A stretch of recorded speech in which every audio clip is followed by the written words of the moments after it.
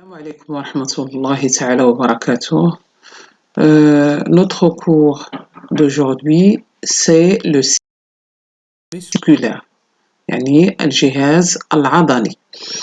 Le système, comme vous savez que le système nerveux commande les activités de l'organisme. Les mouvements font partie de ces activités et sont accomplis par les muscles. يعني هنايا عندنا بأن الجهاز العصبي كيتحكم في الحركة في ما يصطلح عليه بالحركة ديال الجسم. هاد الحركات اللي كاينين في الجسم كيكومبليها او كي اكومبليو بيان كيقوموا بهذيك الحركات هما لي موسكل، هما العضلات. فالاسئله اللي ممكن نطرحوا وغتكون في هذا الدرس هذا هما الاسئله اللي كتوضع بزاف في الامتحان، وكتعطى هاد الاسئله في الامتحانات بزاف. اذا غنشوفوا غنتكلموا عليها، وبالتالي غنشوفوا بعض التمارين اللي غادي تحاول انها تفيدنا وتسهل لنا التمارين او الامتحانات اللي غادي نشوفوا من بعد. الكيستيونمون: quelles sont les caractéristiques du muscle squelettique؟ بمعنى الخاصيات ديال العضلة الهيكلية. Quelle est la structure du muscle squelettique et comment prévenir le système musculaire? Donc, il faut savoir tout d'abord que les types de muscles, أنواع les muscles ou bien أنواع العضلات اللي موجودين. Donc, on a le muscle cardiaque اللي هو العضلة ديال القلب، fonctionne autonome يعني كتحرك من ذاتها. Les muscles lisses, par exemple la paroi de l'estomac et la paroi de l'intestin. Le muscle squelettique qui est responsable des mouvements volontaires et involontaires et sont reliés au squelette. يعني هنا بأن هذا المسكل سكليتيك هو attaché muscle squelettique parce qu'il est attaché au squelette. Il est responsable يعني هو اللي كيتحكم لنا في les mouvements volontaires et les mouvements involontaires. Donc, on peut maintenant parler sur les caractéristiques du muscle squelettique. La question qui se pose, c'est de déterminer les organes intervenant dans le mouvement de flexion ou d'extension. Donc, on peut parler ici, la première des choses, il faut parler du cerveau qui intervient dans le mouvement de flexion, ainsi que des mouvements volontaires et involontaires, la moelle épinière qui est un conducteur et les muscles qui font les mouvements. Donc ici, on a les mouvements par le muscle biceps, et ici, il y a le triceps, c'est-à-dire il y a 3 tendons. Le biceps et le triceps. Ici, il y a le nerf rachidien. Hein?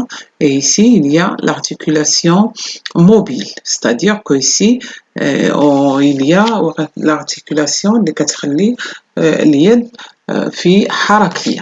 Donc, هادو هما les organes intervenant dans le mouvement de flexion. Enfin, par exemple, ici, les organes intervenant dans un mouvement sont, la première des choses, c'est l'aire motrice qui existe dans le cerveau, la moelle épinière et le nerf rachidien. Et il y a les muscles squelettiques reliés aux os par les tendons. Puis finalement, il y a les articulations mobiles qui comportent le cartilage et la synovie articulaire. Ce sont les organes intervenant dans le mouvement de flexion.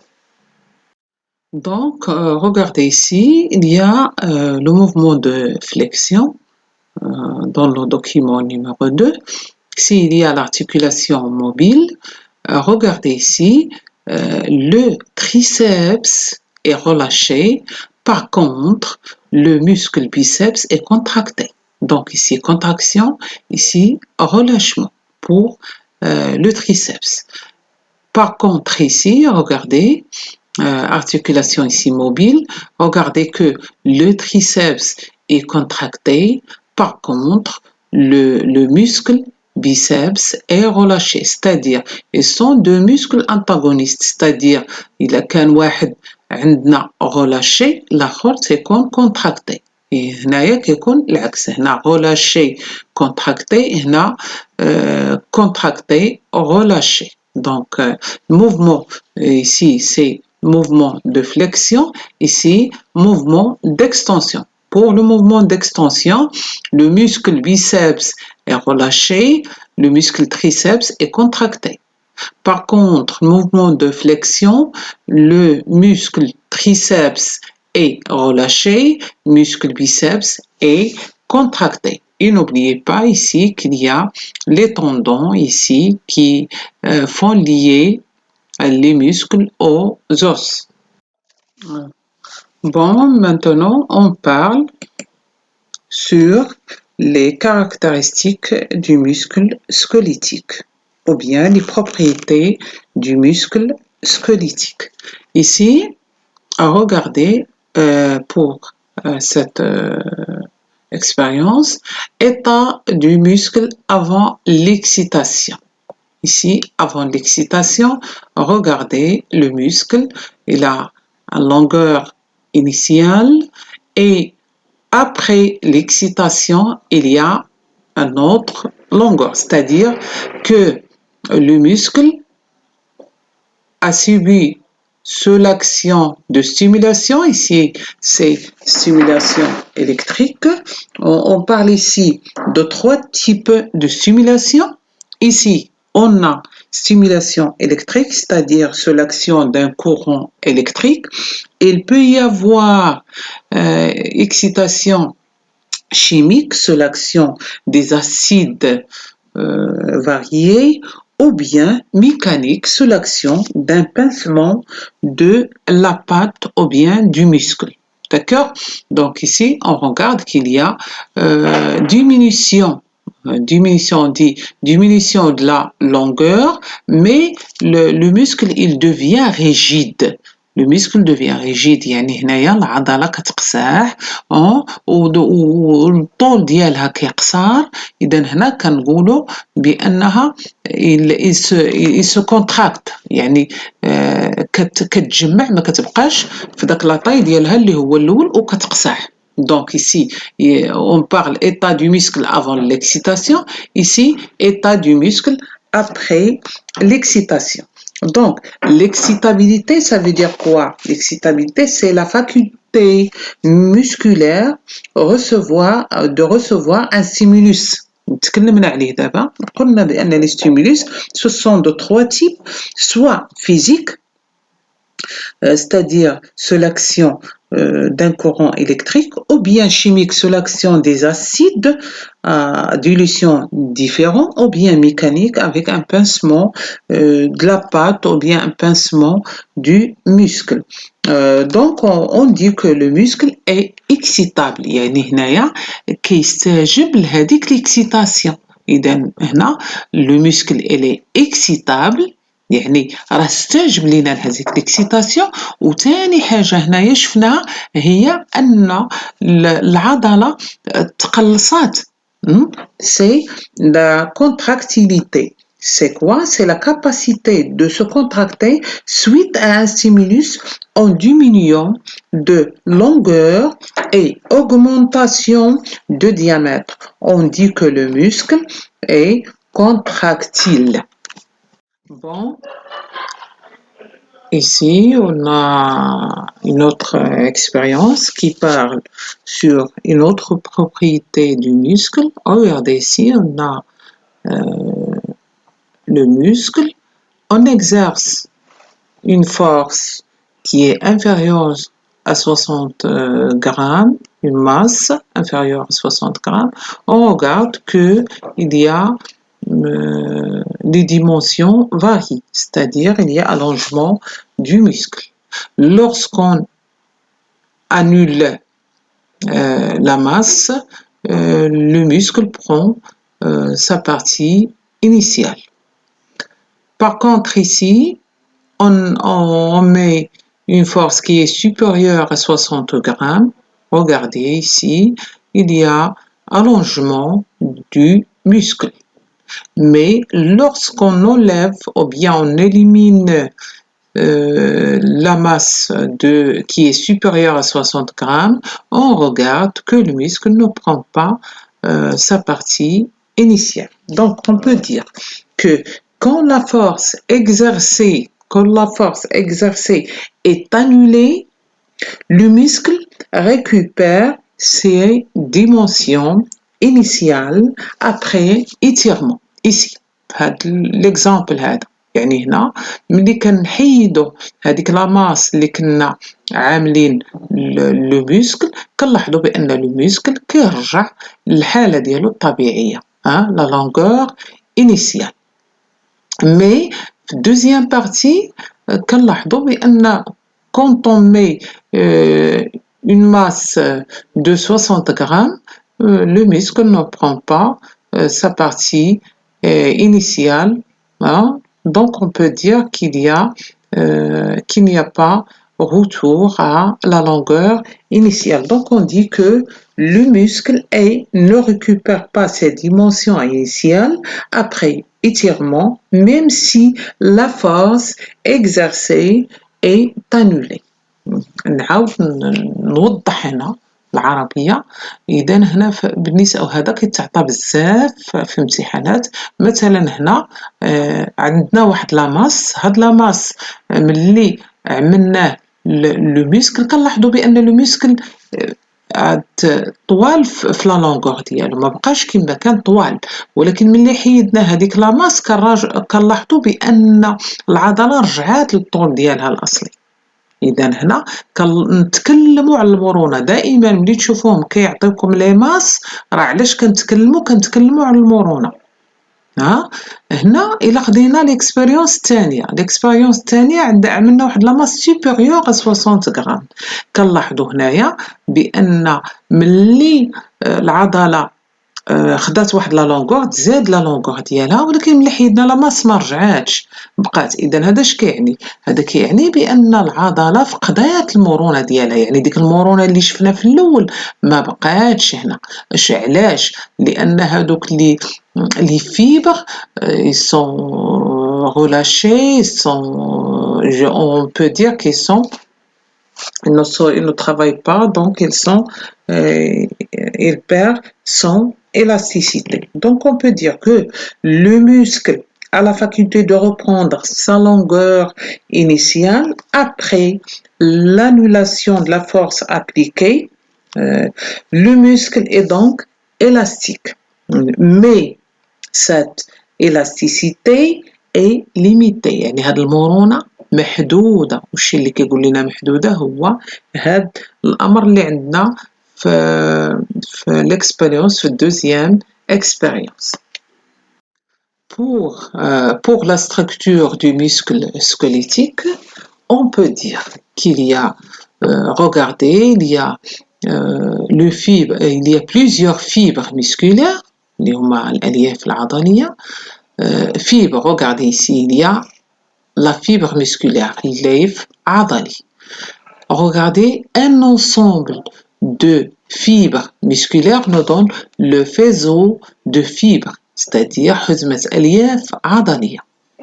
Après, il y a le capillaire sanguine, c'est-à-dire شعيرة دموية. Puis, il y a ici, il y a l'os, ici il y a le tendon اللي هو الوتر، و tout et il y a le tissu conjonctif اللي هو واحد نسيج ضام كيضم لينا كل شيء، كيجمع لينا كل شيء.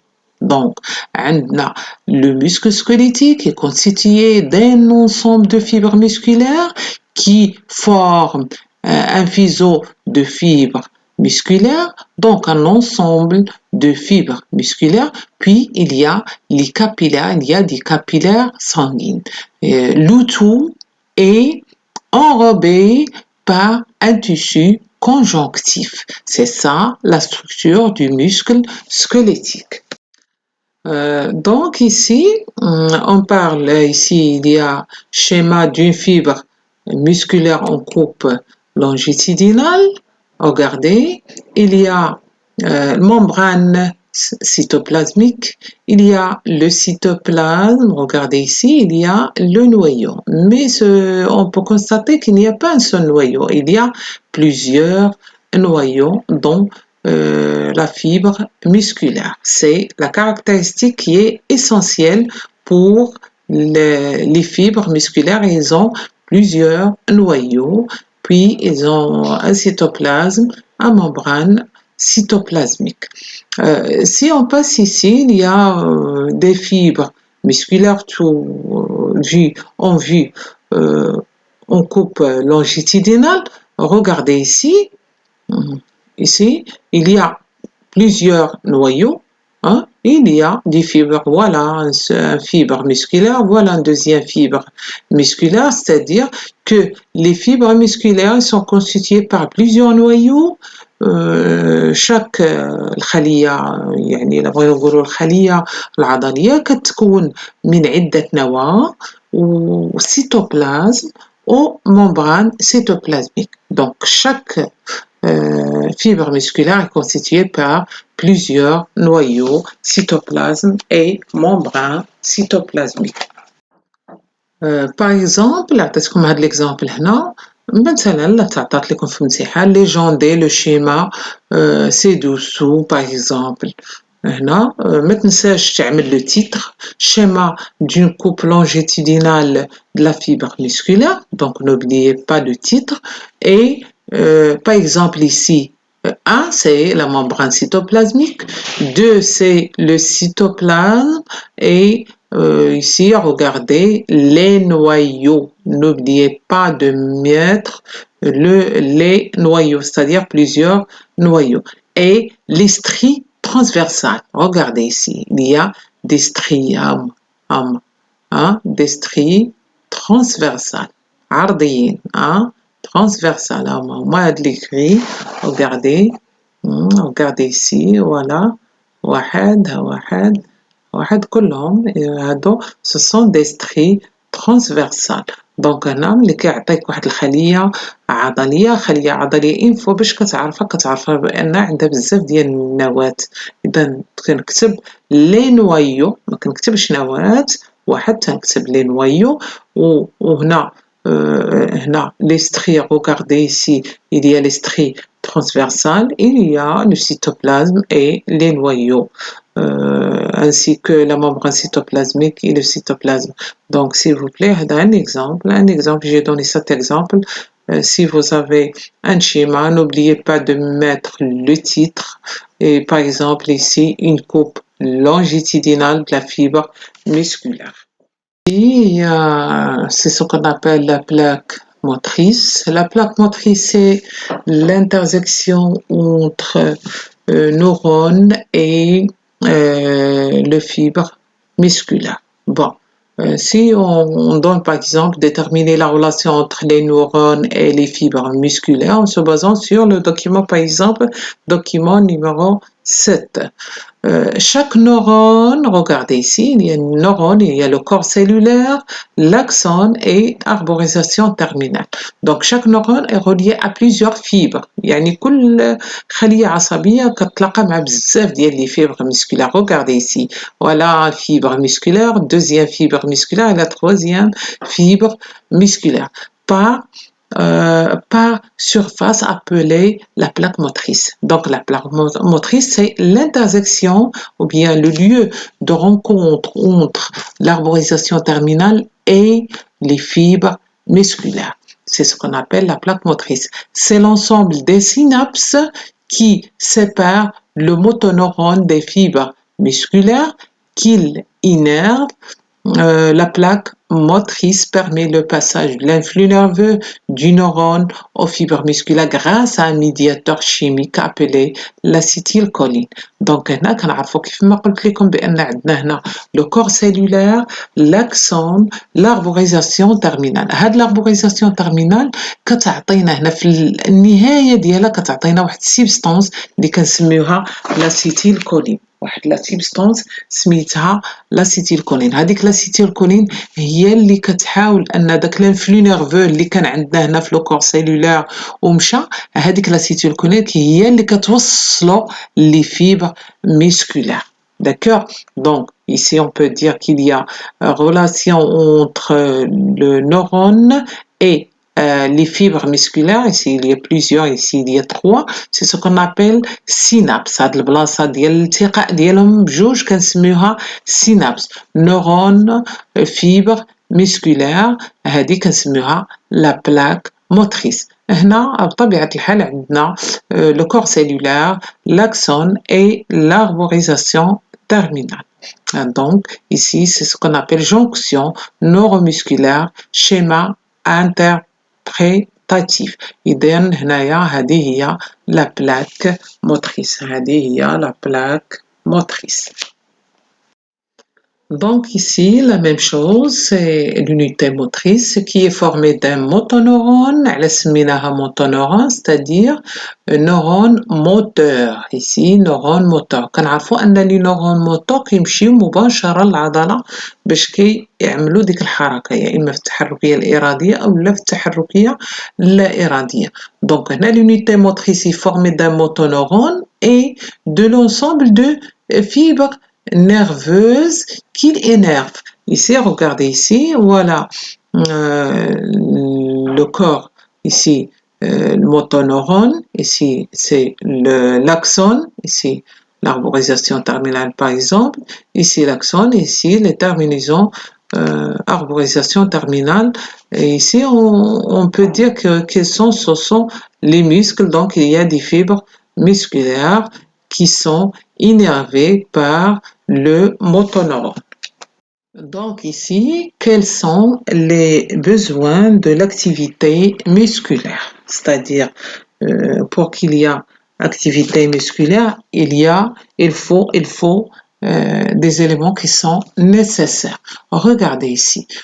J'ai déjà dit qu'il y a des fibres ou bien des vaisseaux sanguins. Donc pourquoi il y a des fibres ou bien il y a des vaisseaux sanguins? Regardez ici. Donc ici, il y a les vaisseaux sanguins. Pourquoi? Car il y a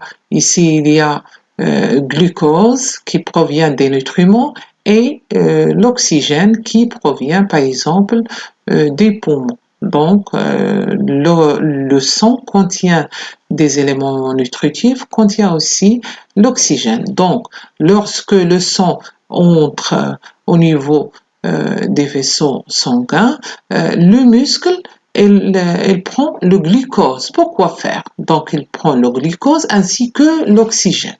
Pourquoi? Car ici il y a une réaction chimique, c'est-à-dire oxydation, qui donne le CO2 ainsi qu'il y a libération des déchets et qui va donner bien sûr de la chaleur qui est nécessaire, c'est-à-dire il y a l'énergie ici. Donc il y a production de l'énergie au niveau du muscle et comme ça il y a contraction du muscle. Donc on peut dire que cette réaction représente les besoins nutritifs qui sont le glucose et l'oxygène. Et pourquoi? Pour la contraction du muscle. Ici, il y a, regardez ici, j'ai déjà parlé des fibres musculaires et de la plaque motrice. Ici, c'est la plaque motrice, c'est-à-dire il y a arborisation terminale et les fibres musculaires. Et regardez, il y a libération de quoi? De l'acétylcholine. C'est ce qu'on appelle ici le bouton synaptique. Le bouton synaptique, l'influx nerveux, il provient de le corps cellulaire, l'axone et provient de l'arborisation terminale. Ici, il y a c'est le synapse, il y a libération de l'acétylcholine, cette acétylcholine qui conduit l'influx nerveux jusqu'aux fibres musculaires et comme ça, il y a contraction du muscle. Donc ici, on parle du passage de l'influx nerveux au niveau d'une synapse neurofibre musculaire. Regardez ici, donc l'oxydation des nutriments dans les fibres musculaires fournit l'énergie nécessaire à la contraction. Regardez ici, il y a le glucose plus l'oxygène qui donne CO2, H2O plus l'énergie. Pour le document 9, l'influx nerveux moteur arrive au niveau aux fibres nerveuses, provoque la contraction musculaire. Donc, on déduit que la contraction musculaire nécessaire à la combinaison des fonctions de nutrition et des fonctions de communication. هنا كان يمكننا نقولوا بأن la contraction musculaire يعني العضلة عندما تتقلص لابد من ترابط شيئين اللي هما les fonctions de communication وسائل الربط ووسائل الاقتياد. يعني عندنا وسائل الاقتياد اللي خدينا منهم الجلوكوز والأكسجين ووسائل الربط اللي هما لي نورون.